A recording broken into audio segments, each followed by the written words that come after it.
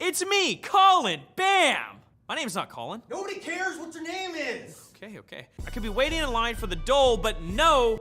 Am I trying to rap? What the is this intro? I don't understand the joke. Intel's Arc Alchemist GPU is in trouble yet again. According to German tech tester and commenter Igor Walasek of Igor's Lab, Intel have run afoul of many of their branded partners, causing widespread discontent amongst the manufacturers. The trouble supposedly started when Intel told their add-in board partners to avoid selling the cards on the retail market and instead focus on system integrators and OEMs, which carries a much lower profit margin. To make matters worse, Intel has also reportedly refused to give a guaranteed price point for their Arc A380 or similar cards, and their RMA and returns policy are notably worse than those of Nvidia and AMD. All of this has, according to Igor, left the partners sitting on massive amounts of inventory, and with the price of graphics cards in sharp decline, it's getting less valuable by the day. We've all been there. Evidently, nobody wants a plush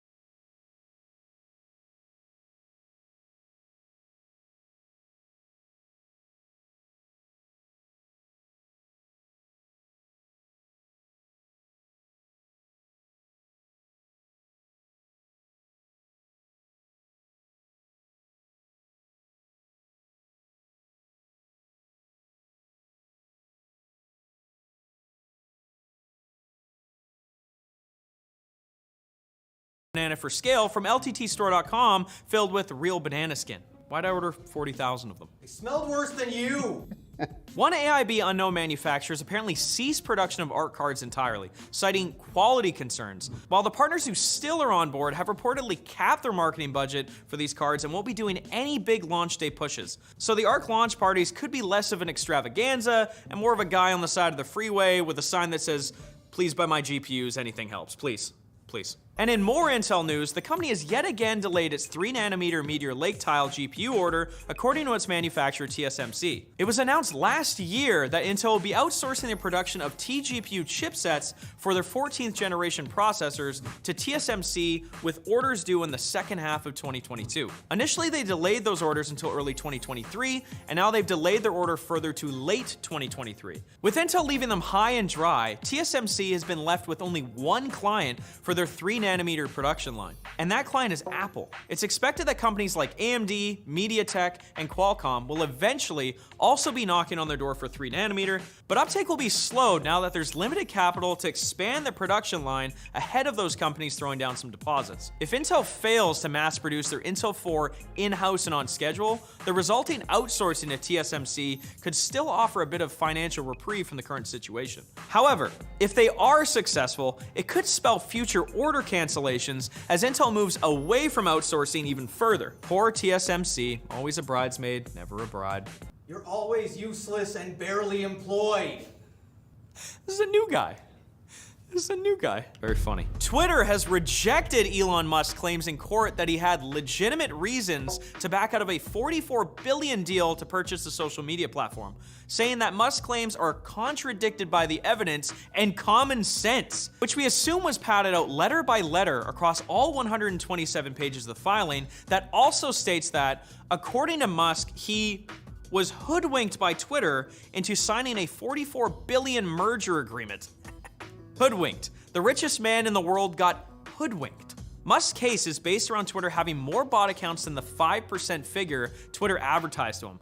But Twitter says the tool Musk used for his own bot counting even identified Musk's own account as a bot.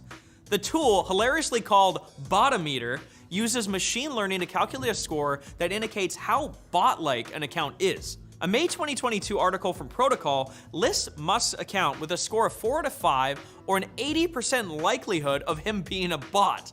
These days, he's getting a 1.2 out of 5 according to Ars Technica, though if we're all being honest with ourselves, the 80% was much easier to believe. Zuckerberg's a 95. According to Useful-O-Meter, you're a 0. Now for the quick bits, brought to you by Vultr. Vultr provides high-performance cloud servers, bare metal, storage, and managed Kubernetes for a great price. You can easily deploy with your preferred OS in over 25 server locations worldwide. Vultr Talon Cloud GPU lets you use fractions of NVIDIA A100s to affordably handle even the most advanced workloads. And the fully managed Vultr Kubernetes engine is there so you can operate and scale with confidence using a 100% free control plane. Try Vultr today and receive a 30-day, $150 code for new signups at the link below. On to the quick bits! Quick bits! A World of Warcraft mobile game that has been developed for the past 3 years has been scrapped, reports Bloomberg. Blizzard and Chinese gaming giant NetEase, co-creator of Diablo Immortal, have apparently canceled an unannounced mobile MMO set in the same universe as World of Warcraft. The cancellation comes after the companies could not agree over financial terms for the title. I wonder if one was trying to get a payment from the other each time a certain action was performed. Wouldn't that just be tragic? Google is officially merging Google Meet and Google Duo. Announced in June, the plan was to keep the Google Meet branding and the Google Duo features. However, the existing Google Meet app is still sticking around until September. This means there are now 2 apps called Google Meet. Apparently, it'll take a few more months for them to combine and form some sort of meat loaf. You took the words right out of my mouth.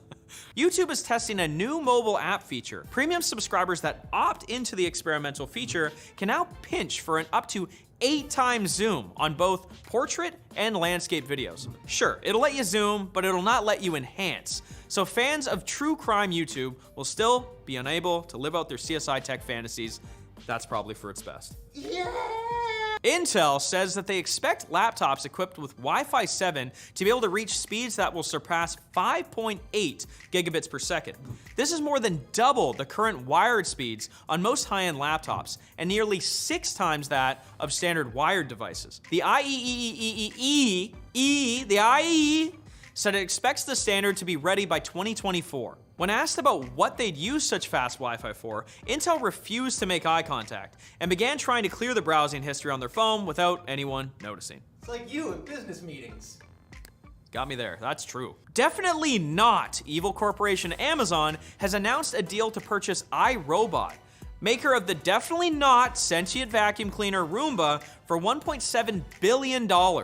Though unclear what Amazon intends to do with an expensive robot army that collects detailed floor plans of people's homes, there's surely absolutely no reason to panic. Alexa, play Despacito. That's it for the tech news today, folks. I'm Colin, I've been your host. Thank you for watching. Make sure to go LTT.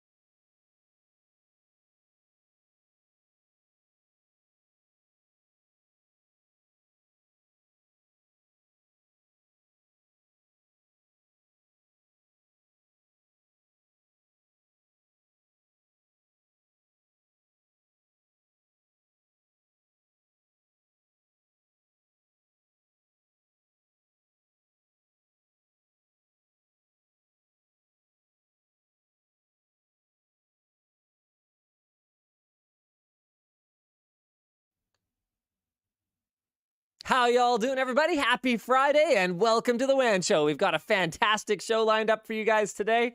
See, I told you guys I was going to do it. Yep. Lots of great topics. More trouble for Intel Arc as board partners reportedly bail on the project. That's a little awkward. In other news, Amazon apparently wants to buy iRobot for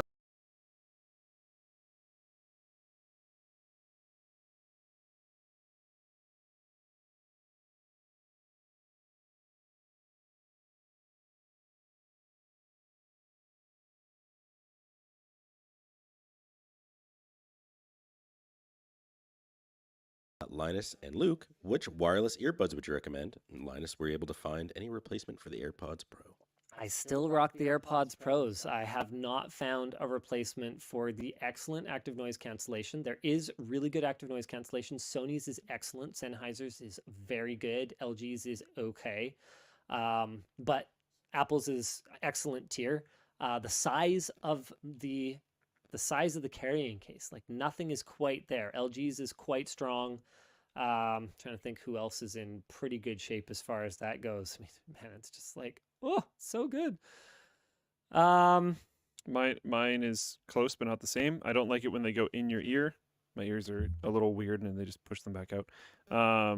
So I have the just OG AirPods. And even though I'm on Android, I like them the most out of everything I've tried. So Yeah, sorry guys. it is what it is. Yeah, Adam liked the new Beyerdynamic Freebird earbuds that they just released. Apparently the battery life is insane. I think it's 11 hours. Wow. Yeah, so he was pretty impressed with those. Okay, I'd have to check those out. Cool.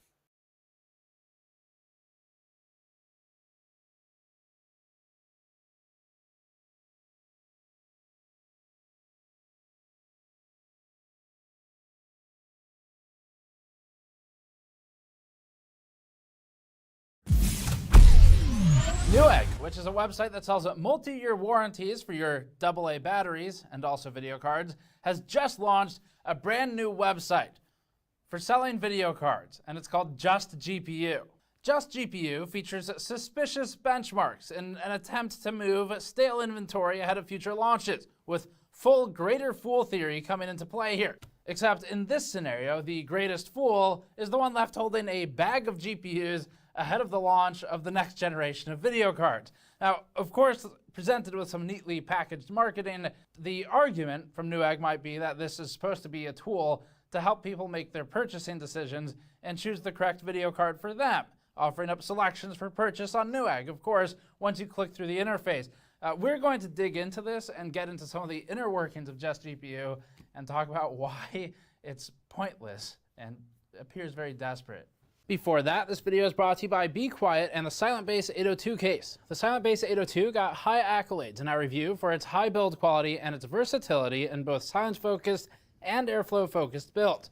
The 802 comes with swappable mesh panels or noise-damped panels, so you have options for either approach. The Silent Base 802 case is able to fit larger builds as well without being overbearing, and it stands out. Reviewer and package all of these benchmarks into a website or an effective review and tell you what's best, except for two main problems. One, Newegg sells the video cards, so that's a conflict, but that's okay. And then two, they're doing all of the review process without any of the benchmarking or the review.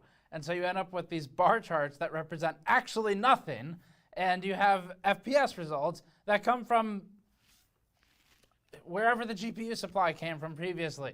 The landing page has buttons for Shop All GPU and Benchmark GPU. Maybe they didn't get the memo that there's more than one now. It also has a button that links to a $5,000 Gleam giveaway. Below these are buttons for top brands, which initially excluded Sapphire and still excludes Power Color, but some reason includes ASRock, which is much newer in the GPU space. On the other hand, ASRock is not new to trying to buy marketing favor and blacklisting reviewers. So let's look back at the website. Clicking on Benchmark GPU brings us to some of the best benchmarks we've ever seen, like this one, showing slot width on a bar chart as bigger bar is better. Triple slots, that means 3, and dual slots, that one means 2, are depicted on the bar graph, and they're shown as, again, bigger is better. Above these, the GPU length, again, bigger bar, better. Newegg also falls into the trap of comparing CUDA cores and clock speeds on a graph, which is pointless. Think about it. If you compare the RTX 3080, which is better, to the RTX 3060, Newegg makes it look like the RTX 3060 is better. The clock speed of higher-end GPUs often drops to accommodate the bigger and more packed-in core, as it does between these two, but the 3080 is still better between the two.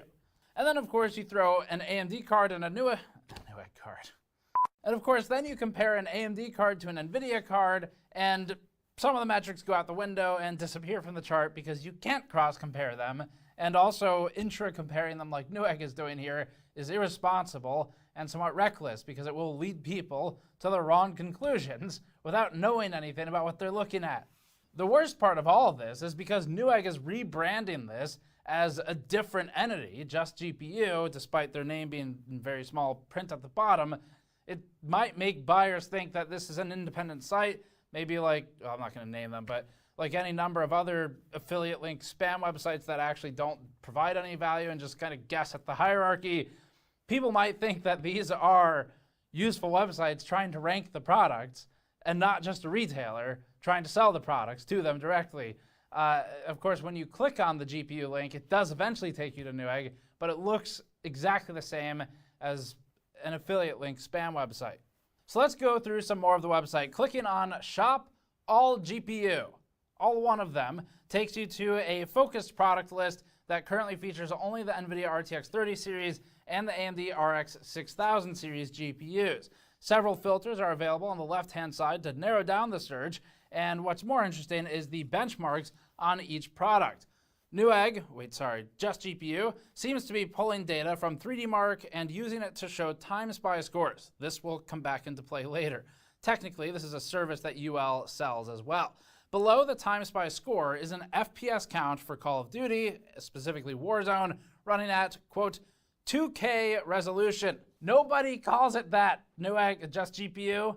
Don't call it that. It's not the word we use. Clicking that text brings us to some suspiciously clean benchmarks. Choices for resolution include 1080p, 2K, and 4K, and things start to get weird with the CPU selection because the choices are simply 5, 7, or 9 in both the Intel and Ryzen flavors, not specific CPUs, not even generations, just the marketing tiers. Presumably because this will be abandoned by the time the next generation launches, because they just need to sell all these 30 and 6000 series cards now and move along. So making changes to these CPUs sometimes changes the FPS numbers of the various titles below them, but not always. We notice that Newegg's data is bizarrely bound in several places where it really shouldn't be for a GPU benchmark.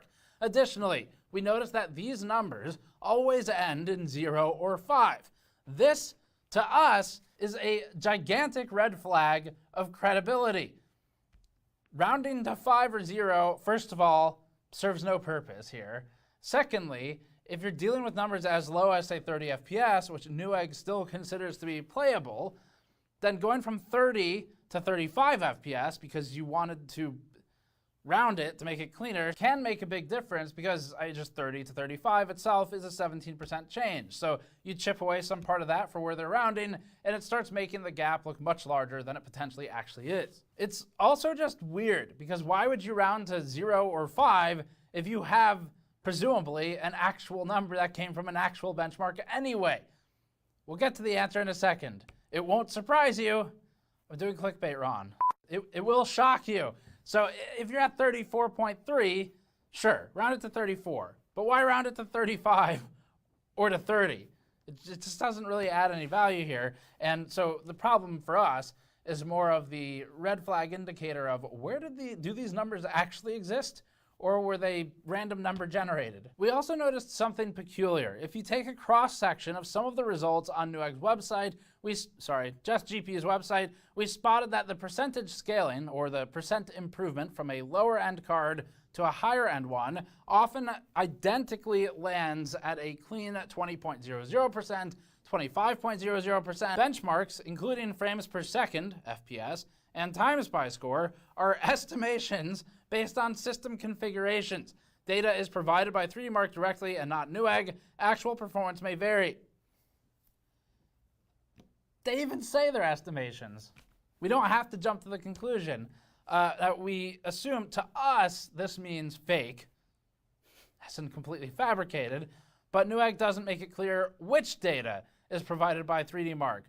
So even if we're being generous and we say the time spy score is provided by 3D Mark, where do all these game benchmarks come from? Because 3D Mark, as great of a tool as it is, especially for overclocking and competition, it doesn't give you a great overall picture of how a product performs versus its competitors because they change game to game and based on the scenario. And by the way, time spy alone is not sufficient to make these comparisons. So, and it's not even clear that that data comes from 3D Mark. Newegg could be pulling that from its database based on random people with random configurations that are running these GPUs. The 3D Mark's company does sell benchmarking services. Their parent company is UL, Underwriters Laboratories. And that's fine. It doesn't sound like something that Newegg has used, but it's not very clear. And it's unethical for a media outlet to do that. But for UL, it doesn't really matter because they're just a lab. They don't present to the consumer. They present for companies. They do testing for companies and they sell the data to those companies to use in marketing or in certification processes to meet ISO standards. We get our own chart with Newegg's own data. We just pooled it all.